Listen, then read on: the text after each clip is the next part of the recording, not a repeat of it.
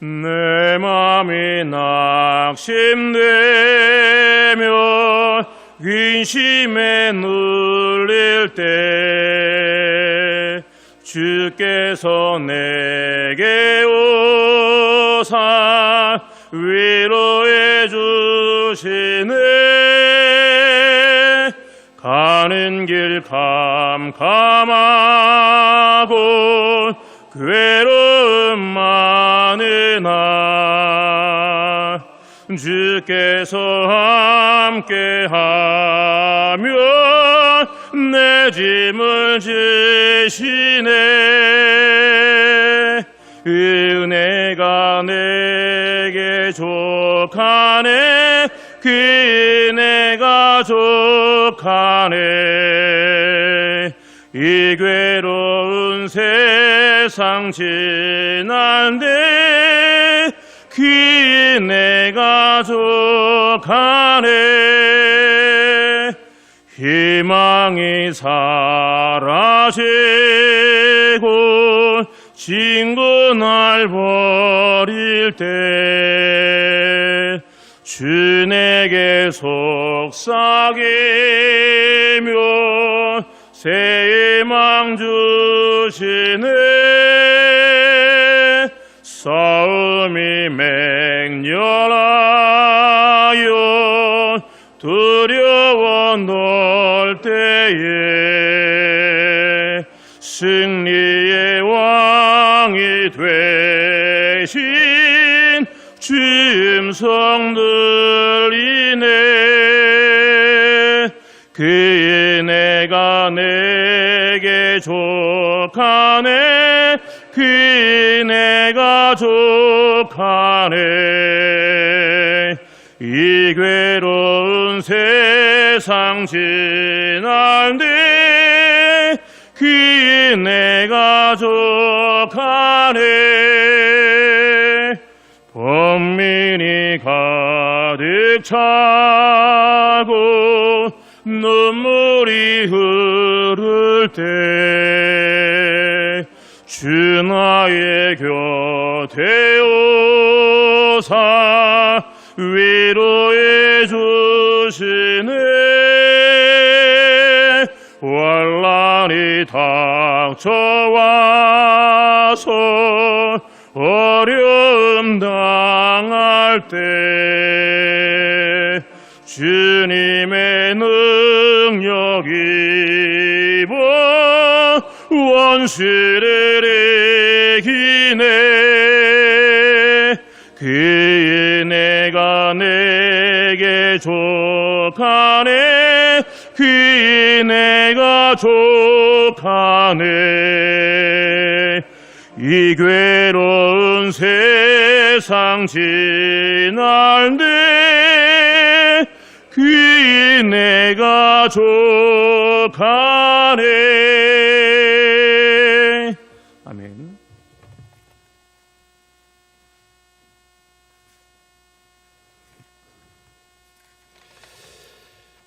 우리를 사랑하시되 끝까지 영원히 사랑하시는 하나님께 감사와 영광을 돌립니다. 어느덧 시간이 흘러서 높은 하늘과 또 아침 저녁으로 시원한 바람, 각양각색의 열매들이 무르익는 9월의 가을날을 맞이했습니다. 우리 강원동 지방회 목사님 사모님들 더운 여름 잘 이겨내시고 또 여름 사역 잘 마치시고 이 좋은 계절에 이 좋은 곳에서 다시 뵙고 교제할 수 있는 은혜 주신 것 감사드립니다. 섬기고 주기 위해 이 땅에 오셨던 예수님처럼 우리 지방에도 서로를 섬기고 나보다 또 다른 목사님 사모님을 더 귀하게 여기고 격려하고 세워주는 그런 예수님을 닮은 귀한 지방에 되게 하여 주옵소서. 목회하시면서 좋은 일도 있고 힘들고 어려운 일들도 있습니다. 그때마다 낙심하거나 실망하지 않도록 하나님 마음 붙들어 주시고 하나님께서 우리 곁에서 또 사랑해 주시고 응원하고 계심을 기억하면서 이 목회 여정 잘 버티시고 또 잘 이어가실 수 있도록 인도하여 주시옵소서. 영원한 하나님의 나라를 소망하며 이 땅에서 살아갑니다. 먼저 하나님 나라와 의를 구할 때 모든 것을 덤으로 주시겠다고 약속하셨습니다. 이 땅의 것만 구하면 하늘나라도 잃고 이 세상도 잃습니다. 그러나 하나님 나라를 소망하며 살면 천국도 이 세상도 모두 얻게 된다는 그 놀라운 진리를 기억하면서 이 세상에서 하나님 나라의 백성답게 살아가도록 인도하여 주옵소서.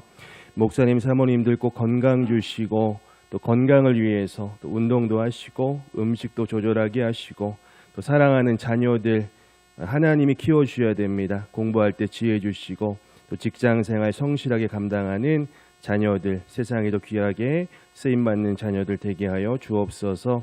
정석기 목사님 통해서 하나님 말씀 주십니다.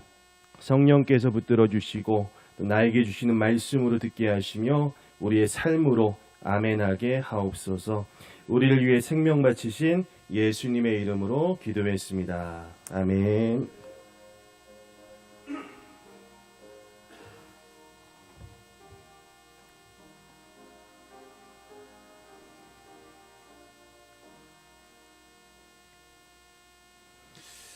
하나님의 말씀은 출애굽기 6장 1절로 8절에 있는 말씀입니다. 구약 성경 89쪽입니다. 출애굽기 6장 1절로 8절에 있는 말씀. 우리 주보에 있는데 함께 우리 읽겠습니다. 시작. 여호와께서 모세에게 이르시되 이제 내가 바로에게 하는 일을 내게 보리라. 강한 손으로 말미암아 바로가 그들을 보내리라. 강한 손으로 말미암아 바로가 그들을 그의 땅에서 쫓아내리라. 하나님이 모세에게 말씀하여 이르시되 나는 여호와이니라. 내가 아브라함과 이삭과 야곱에게 전능의 하나님으로 나타났으나 나의 이름을 여호와로는 그들에게 알리지 아니하였고 가나안 땅 곧 그들이 거류하는 땅을 그들에게 주기로 그들과 언약하였더니 이제 애굽 사람이 종으로 삼은 이스라엘 자손의 신음소리를 내가 듣고 나의 언약을 기억하노라. 그러므로 이스라엘 자손에게 말하기를 나는 여호와라. 내가 애굽 사람의 무거운 짐 밑에서 너희를 빼내며 그들의 노역에서 너희를 건지며 편팔과 여러 큰 심판들로서 너희를 속량하여 너희를 내 백성으로 삼고 나는 너희의 하나님이 되리니 나는 애굽 사람의 무거운 짐 밑에서 너희를 빼낸 너희의 하나님 여호와인 줄 너희가 알지라. 내가 아브라함과 이삭과 야곱에게 주기로 맹세한 땅으로 너희를 인도하고 그 땅을 너희에게 주어 기업을 삼게 하리라. 나는 여호와라 하셨다 하라. 아멘. 이 시간에는 하나님께서 이 땅 가운데 보내주시고 또 대관령 땅에 많은 영혼들을 주님께로 완벽하게 인도하시는 것을 예정하신 우리 정석기 목사님 나오셔서 낙심하지 말라라고 하는 제목으로 말씀 나눌 때 큰 은혜가 되기를 바랍니다. 우리 할렐루야로 환영하시기 바랍니다. 할렐루야!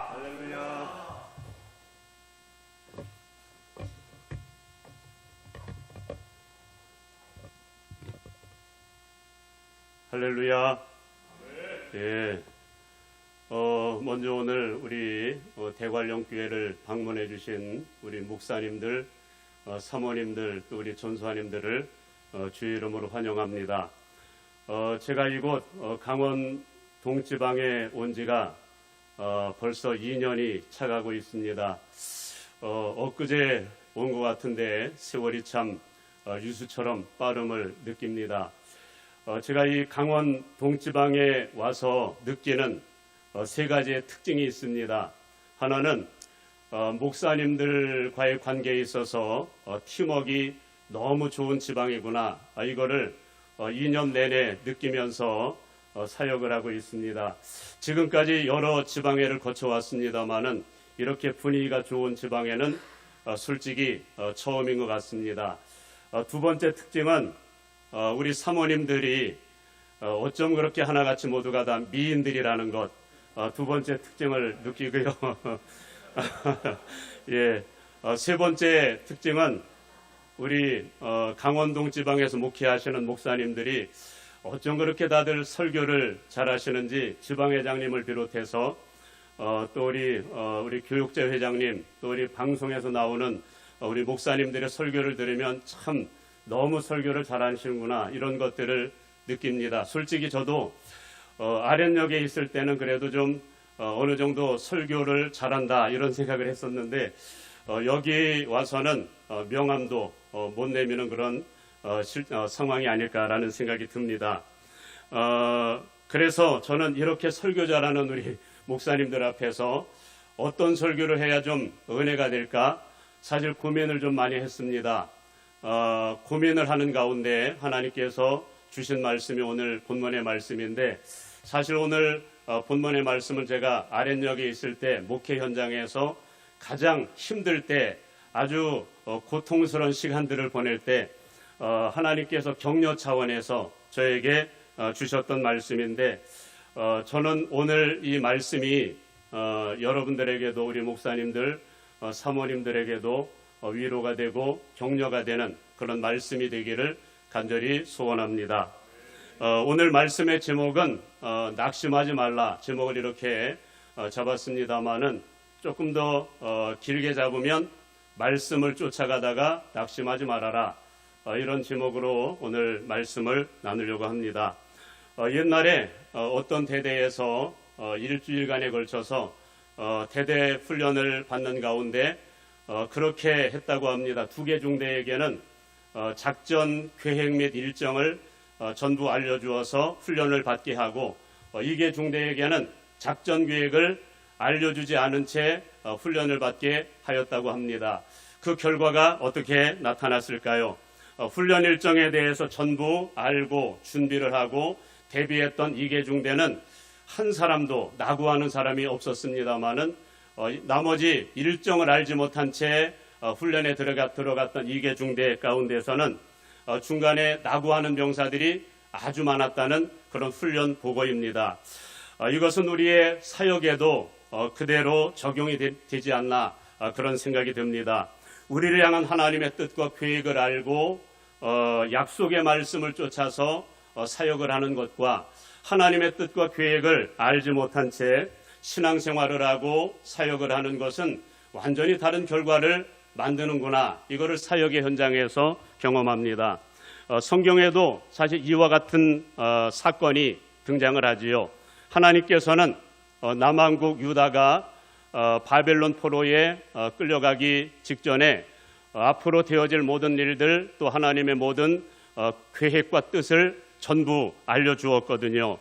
이를테면 하나님께서는 하나님의 백성들을 심판하시는 차원에서 바벨론 포로로 보내는 것이 아니다. 그리고 이것은 재앙이 아니고 미래의 희망을 주는 것이다.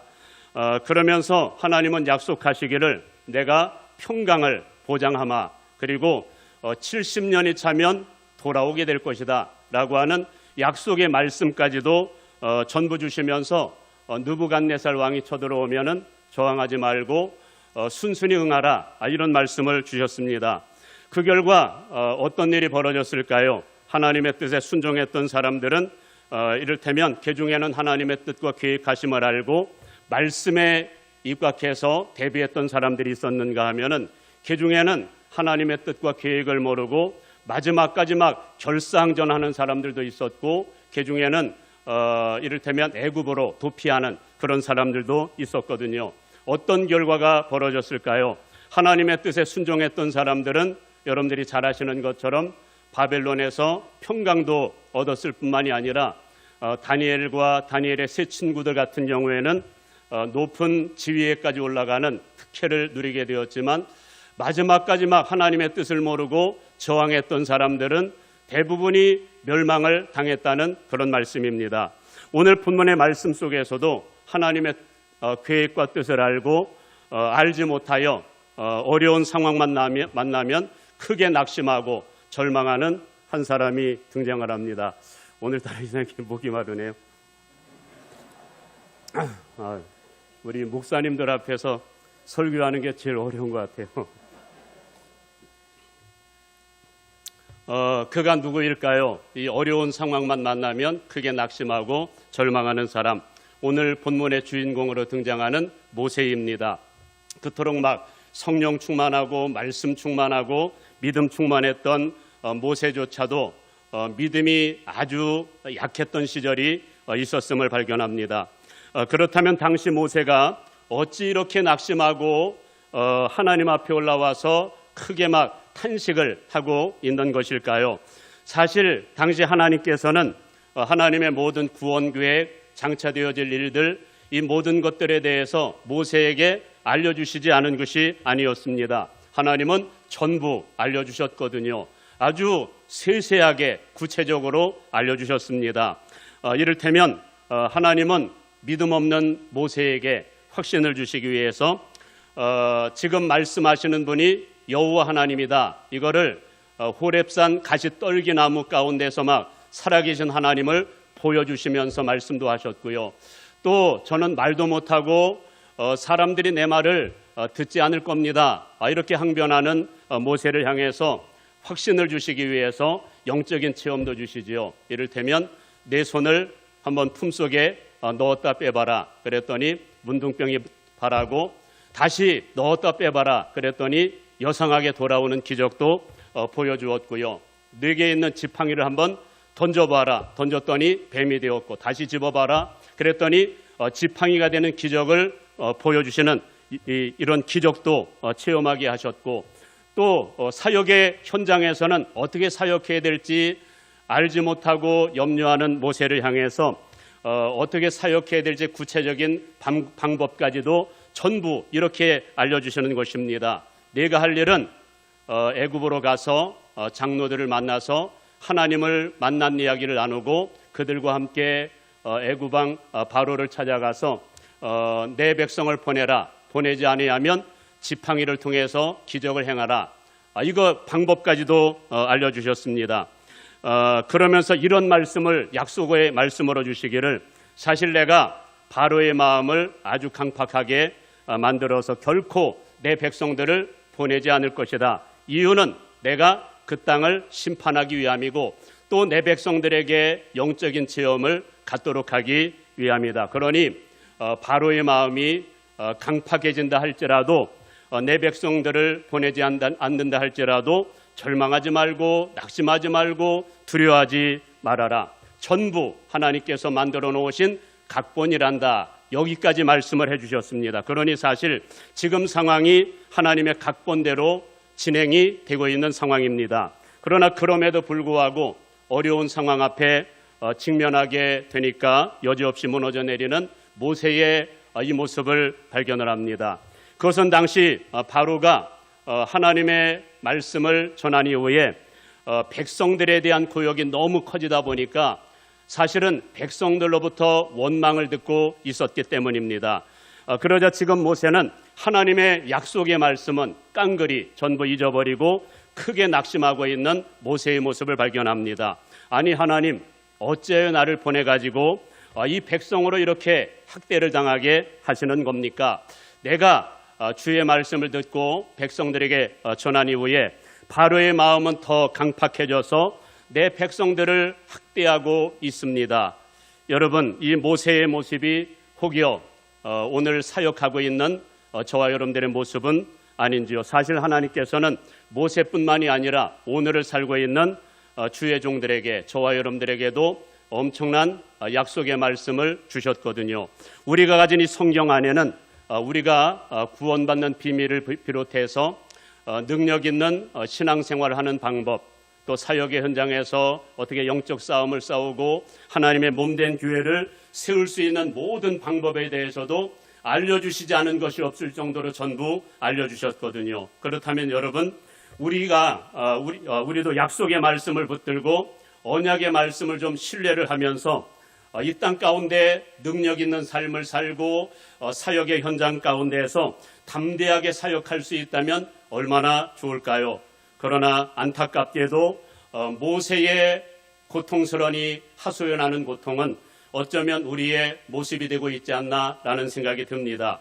그러나 그럼에도 불구하고 오늘 우리가 모세에게서 정말 배울 수 있는 능력 있는 사역의 비밀 한 가지가 있습니다. 그것은 모세가 상황이 지금 어두워지자 낙심은 하면서도 또 한 가지 하는 게 있습니다. 그게 뭘까요?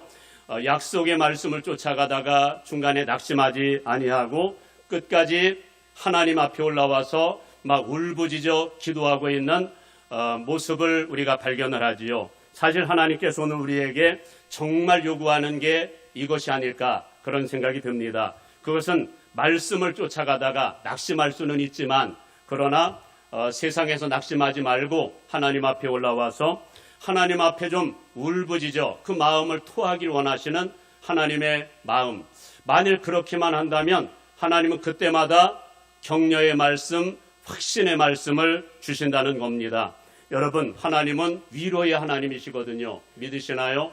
격려하시는 하나님이시고 넘어질 만하면 또다시 붙들어 주시는 하나님이신데 그런 차원에서 고통 중에 하나님께 부르짖는 모세를 향해서 하나님이 어떤 말씀으로 확신을 주시는가를 우리가 한번 들어볼 필요가 있습니다. 이 방식은 사실은 모세에게뿐만 아니라 이 땅에 사역자의 길을 걸어가는 모든 종들에게 동일한 방법으로 역사하시는 방법이기 때문입니다. 그렇다면 어떤 격려의 말씀을 주시는지를 한번 들어볼까요?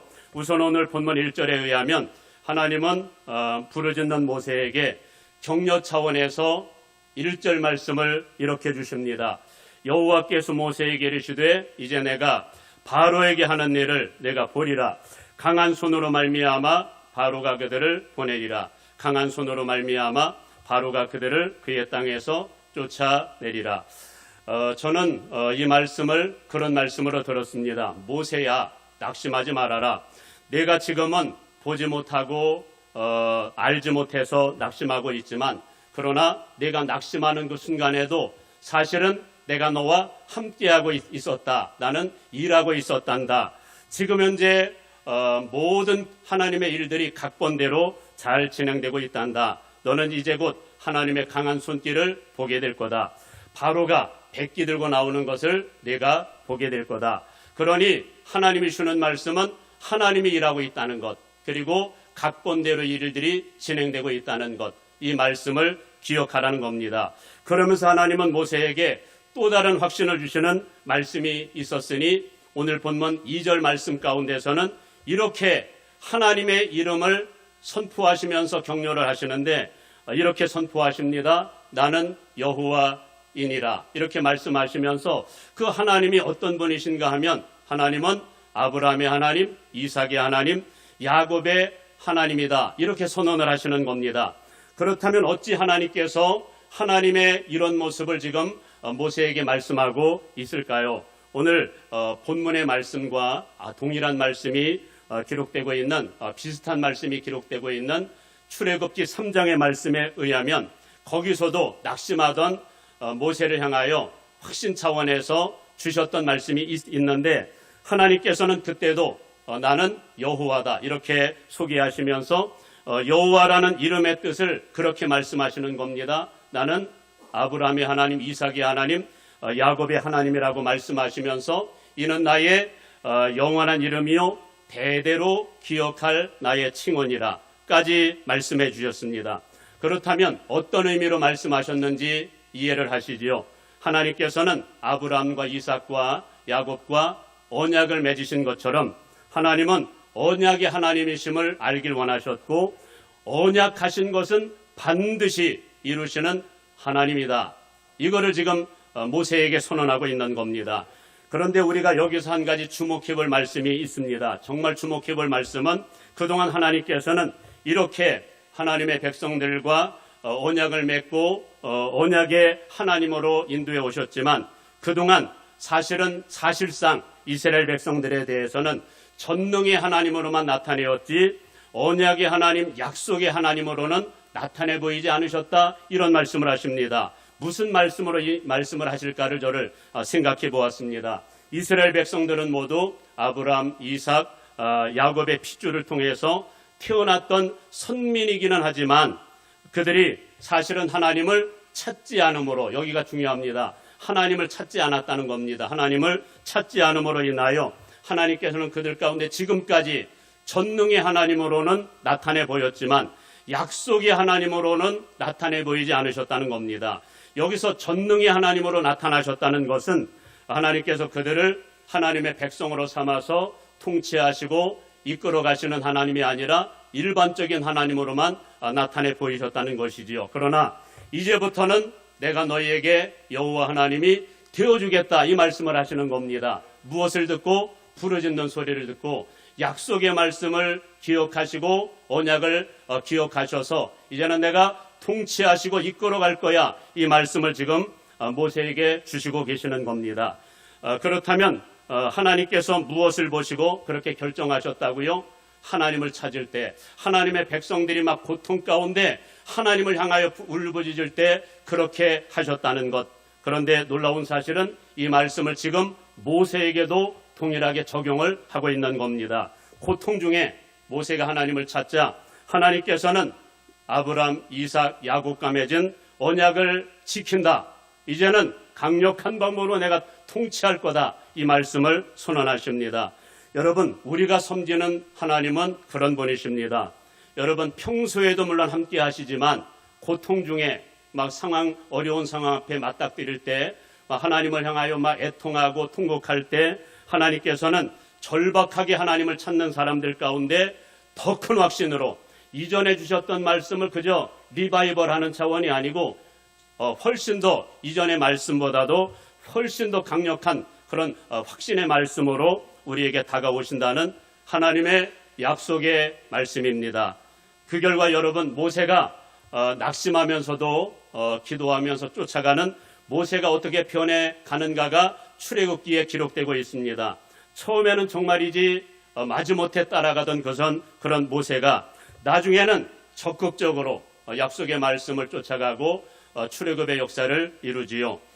그렇다면 조금 더 우리가 구체적으로 하나님께서 이렇게 약속의 하나님으로 선포를 하시면서 강력한 방법으로 이루시겠다고 말씀하시는 언약의 내용의 말씀이 도대체 뭘까요? 그 말씀이 오늘 본문의 말씀을 제가 한두 절로 좀 자를까 했는데 6절부터 8절까지의 말씀에 핵심 구절이 있다 보니까 중간에 자르지 않고 좀 길지만 8절까지의 말씀을 전부 넣었습니다마는 거기에 보게 되면 하나님께서 이제 모세를 통해 이루실 놀라운 계획이 세 가지가 거기에 담겨져 있습니다. 첫 번째는 구원에 대한 약속의 말씀으로 6절 말씀에 의하면 이제 하나님이 강한 손길을 드러내서 그동안 하나님의 백성들을 붙들고 있었던 애굽 땅과 바로를 심판해서 그들을 어두움 진 밑에서 내가 빼낼 거다, 이런 말씀을 약속의 말씀으로 주십니다. 그런데 하나님의 구원은 거기에서 끝나지 않고요.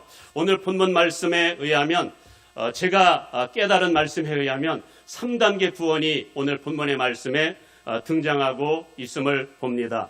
첫 번째 단계는 우리를 그동안 얽어매고 있었던 죄와 사망과 어둠의 영들로부터 우리를 자유케 하는 차원의 구원입니다. 그러나 사실 이런 구원은 온전한 구원이 아니거든요. 그러다 보니 하나님은 확실한 구원의 단계로 올려놓으시기 위해서 오늘 7절 말씀에 의할 것 같으면 하나님께서는 구원한 다음에 내가 너희의 하나님이 될 것이고 너희는 내 백성이 되어서 내가 너희를 강력하게 통치함으로 온전한 하나님의 사람으로 만들어간다. 이 두 번째 구원에 대한 말씀도 선포하시고 마지막으로는 8절 말씀에 의하면 가나안 땅까지 인도하겠다. 이거는 저는 영적인 의미로 좀 받아들여서 영원한 천국까지 인도하시겠다는 약속의 말씀입니다. 여러분 너무 어마어마한, 여러분 하나님 앞에 한번 올라가서 부르짖었더니 어마어마한 하나님의 약속의 말씀을 선포해 주셨는데 저는 이 말씀이 여러분의 심령 가운데 좀 각인되기를 주님의 이름으로 축복합니다. 사실 이 말씀은 제가 아까도 말씀을 드렸습니다마는 아련역에서 목회할 때 가장 고통 중에 있을 때 저에게 위로와 격려 차원에서 말씀을 주셔서 능히 뛰어넘게 하셨던 말씀인데 저는 지금까지 목회를 하면서 가장 힘들고 어려울 때가 언제인가를 한번 생각해 볼 때 아련역에서 성전 건축을 할 때가 가장 힘들었지 않았나 지금 돌아보면 그렇습니다. 아마 성전 건축을 해보신 우리 목사님들은 제 말이 충분히 공감이 되시리라 믿습니다. 저는 이 성전 건축을 일컬어서 그렇게 표현을 하고 싶습니다. 하나님이 목회자들 훈련함에 있어서 종합훈련이 아닐까 그런 생각이 듭니다. 그래서 그런 말이 있지요. 목회자들에게 할 수 있는 가장 저주 같은 말이 있다면 너 성전 건축 2번 해라. 그런 말이라고 하죠. 한 번 하는 것도 죽을 맛인데 2번씩 성전 건축을 하라는 이런 말만큼 저주 섞인 말이 없다는 그런 이야기가 있습니다. 사실 성전 건축이 그렇게 힘들었던 이유가 있다면 오늘 그래도 목사님들끼리 모였으니까 사실대로 제가 이야기를 나눌 것 같으면 5개년 계획을 세워서 성전 건축을 시작을 했고요. 5년째 되는 해에 성전 건축을 이제 시작하려고 돌입하는 과정 가운데 진퇴양난의 상황을 만나게 된 겁니다. 그거는 모든 성도들은 그래도 좀 따라올 준비가 다 만반의 준비가 되어 있었는데 이런 얘기 해도 되나 모르겠네. 장로님들이 일부의 장로님들이 좀 헌신을 꺼려하다 보니까 그냥 앞으로 진행할 수 없는 그런 상황이 만들어졌는데 그때 상황이 어땠었는가 하면은 성전을 건축하기 위해서 구성전을 철거하기로 먼저 결정을 하고 철거를 해버린 겁니다. 그리고 나서 이제 성전 건축이 진행되어야 되는데 원래 교회 이 설계도를 세웠는데 설계도가 비용이 너무 만만치 않고 많이 들어간다고 이 장로님들이 생각을 해서 설계도를 바꿔버린 겁니다. 어떻게 바꾸었느냐 하면은 그냥 예배당만 60평짜리 예배당만 달랑 건축하자고 그렇게 결의를 하는, 저는 동의하지 않았지만 그렇게 결의를 하다 보니까 이거는 진행할 수도 없고 진행하지 않을 수도 없는 너무나도 진퇴양난의 상황에 맞닥뜨리게 된 겁니다. 그 결과 그때가 3월 말이었거든요. 그때 성전 철거가 이루어졌고 7월 4일 날 건축이 속행이 됐으니까 3개월 동안을 철거만 한 채 건축이 진행이 되지가 않는 겁니다.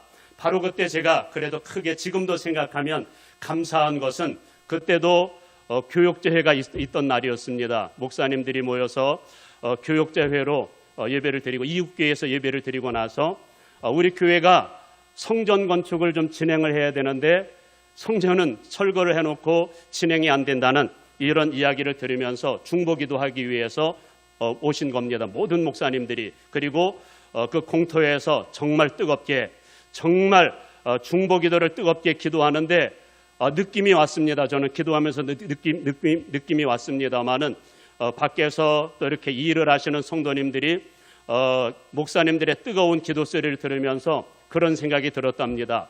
우리 교회에 뭔가 큰 일이 일어날 것 같다. 이런 생각이 들었다고 합니다. 아무튼 이것이 이 모든 성전 건축을 재개하게 만드는 능력이 될 줄은 저도 알지를 못했습니다. 그리고 저는 개인적으로 그때 고통 가운데 받았던 말씀이 있었으니 그게 바로 오늘 본문의 말씀이었는데 지금 하나님이 일하고 있다. 하나님이 일하고 있으니 낙심하지 말고 지금 하는 식으로 내가 할 일은 기도만 하라. 이게 주님의 말씀이었고 그러던 어느 날 주일 낮 예배 때 제가 계획을 세워서 성전 건축에 대한 말씀을 전할 계획이 전혀 없었습니다. 단지 그냥 설교 중에 감동이 오는 겁니다. 이를테면 저에게 그 주간에 그런 감동을 주셨거든요. 이제 때가 됐는데 성전 건축을 시작하기 위해서 내가 먼저 옥합을 깨뜨려서 하나님 앞에 올려드리라는 그런 사인입니다. 그때 저는 하나님 앞에 항변하기를 아무것도 없었거든요. 전부 하나님 앞에 적금 깨드려서 없고 아무것도 없는데 무엇을 드립니까? 순간 나에게 퇴직금 통장이 있다는 것을 하나님이 알게 해주시면서 그것을 하나님 앞에 드리라는 겁니다. 아멘. 순종을 해서 그렇게 순종을 하기로 작정을 하고 그 주간에 낮 예배 때 그냥 지나가는 말로 그 간증을 했을 뿐입니다. 하나님께서 저에게 그런 마음을 주셔서 돌아오는 주일에 10년 동안 모아둔 적금 깨서 하나님 앞에 올려드리겠습니다. 이 말씀을 전하는 순간 성령의 감동이었는지 감정이 이 눈시울이 뜨거워지면서 눈물이 핑 도는 거예요. 제가 그 순간 나머지 설교는 눈물로 이어가게 되었고 저는 지금까지 성도들이 눈물로 전 성도들이 울면서 말씀을 듣는 것은 그날 처음 보았습니다. 이 사건이 있은 이후에 어떤 일이 벌어졌을까요? 여러분 마치 릴레이 경주를 하듯이 성전 건축 헌금이 올라오기 시작하는데 여러분 1년 내내 그 분위기가 이어져서 1년 동안에 나온 헌금이 무려 2억 5천. 그 교회가 그렇게 많이 나올 교회가 아니거든요. 그런데 정말 노인들 같은 경우에는 용돈 아껴가지고 50만 원, 100만 원 이렇게 올려드리지만 그래도 좀 그중에는 그래도 좀 믿음 있는 사람들은 한 300만 원, 500만 원. 그런데 중직자들 같은 경우에는 대부분이 1,000만 원, 2,000만 원 이런 식으로 1년 내내 이것이 이어지다 보니까 5년 동안 모은 헌금이 2억 분이 안 되었는데 1년 만에 나온 헌금이 2억 5천, 헌금만 성물 빼고 그렇게 나오게 되어서 설계도도 바뀌게 되었고 이전의 설계도와도 2번씩 바뀌게 되면서 더 크게 성전을 건축하게 하시는 하나님의 축복을 누리게 되었다는 그런 간증입니다. 하나님께서는 오늘 이 말씀을 우리 목사님들에게 사모님들에게 주의 말씀을 쫓아가다가 낙심하지 않길 원하시고 낙심하더라도 기도만 이어갈 수만 있다면 기도만 멈추지 않을 수만 있다면 하나님이 강력하게 일하시겠다라고 하는 약속의 말씀. 저는 이 말씀이 우리 주의 종들에게 목사님 사모님들에게 작은 보탬이 되기를 주님의 이름으로 축복합니다. 기도합니다. 은혜로우신 하나님 은혜와 사랑을 감사를 드립니다.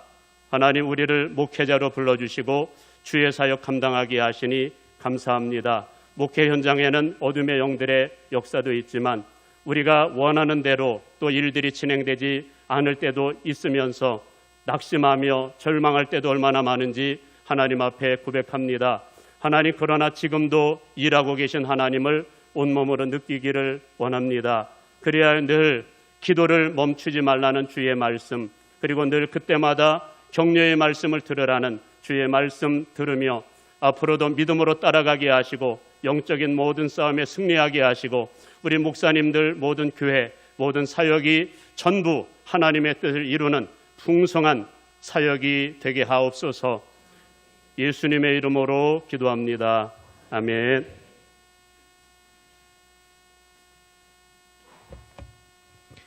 처음이 힘들지 두 번은 괜찮죠. 건축이라는 게 처음이 힘든 것 같은데 두 번째는 점점 쉬워질 것 같은데 주여 355장으로 바꾸겠습니다. 355장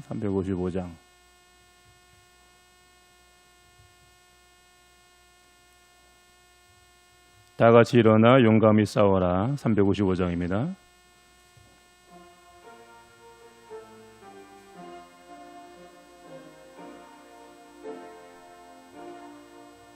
다 같이 일어나 용감히 싸워라.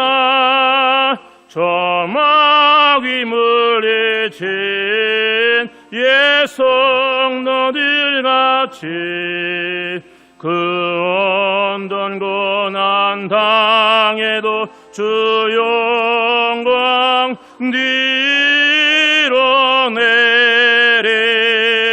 드러내리라. 예성도 걸어간 그 길을 날아서 이 거룩한 싸움 늘 싸워 이기면 이 세상 유혹 물리쳐 내 주만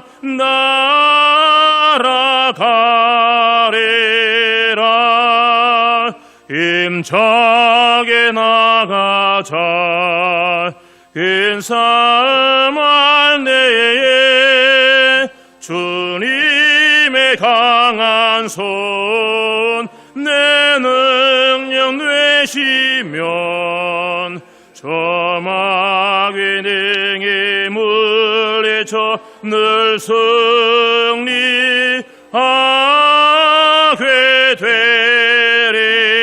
되리라. 주님만 의지해 힘차게 나가자.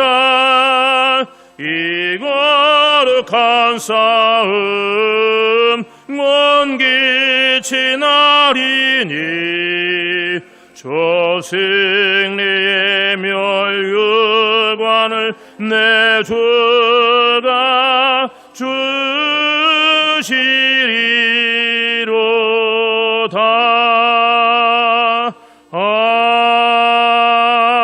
아멘.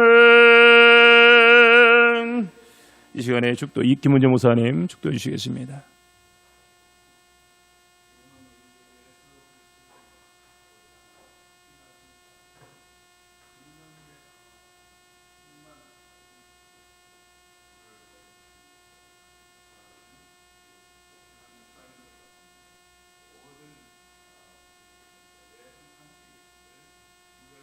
없나이다.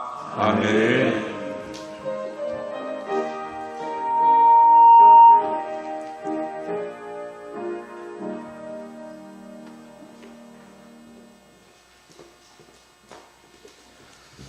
네, 광고 말씀드리겠습니다. 네. 오늘 예배의 순서를 맡아주신 목사님들께 감사를 드립니다. 말씀 전해주시고 장소와 식사를 제공해주신 정석희 담임 목사님과 대관령교회에 감사를 드립니다. 원래 후에 식사는 황태회관에서 있습니다. 네, 다 참석하셔서 맛있는 식사 가지시면 감사하겠습니다. 식사 후에는 알펜시아 엔젤 이너스입니다. 알펜시아 엔젤 이너스에서 커피 타임이 있습니다. 목사님들, 사모님들 참석하셔서 즐거운 교제의 시간 되시길 바랍니다. 알펜시아 엔젤 이너스 장소는 식사 후에 카카오톡 단체방에 올려드리도록 하겠습니다. 경건회 후 사모회는 교육관 본당 아래층에 있습니다. 교육관에서 모임이 있겠습니다. 10월 원래회는 10월 10일 화요일 오전 11시 베델 교회에서 있습니다. 오늘 9월 11일까지 교육자회 재정 보고 상황이 주보에 기입되어 있습니다. 우리 목사님, 사모님들 참고하시면 되시겠습니다. 네, 이상입니다.